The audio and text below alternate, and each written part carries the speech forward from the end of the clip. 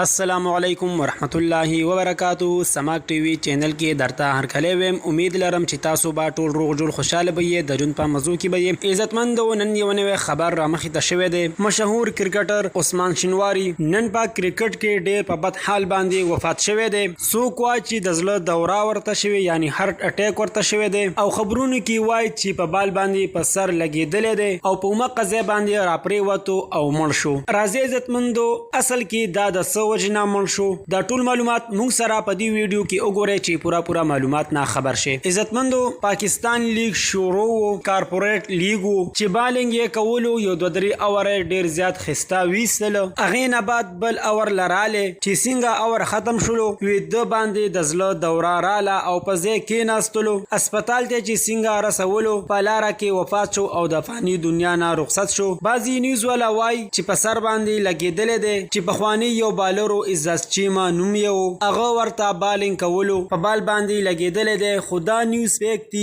په بال باندې نه دی لګېدلی دی هارت اٹیک ورته شوی دی. الله تعالی دې مغفرت نصیب کړي. جنازه کې ډیر زیات خلکو شرکت وکړو ډیر زیات خلکا ولا راغلی او دا عثمان شینواري دا پښتونو پټانو KPK صوبې سره تعلق لرو ډیر خو او نیک انسانو. دوستانو دا وه زموږ د دې وخت نیو معلوماتي ویډیو. د نورو نیو معلوماتي ویډیو دپاره زموږ د چینل مدرسه را سبسکرایب کړئ. خوږ وساتلی نشان وی چې رواني معلوماتي ویډیو تاسو ته په اسانۍ سره ملاویږي. والسلام.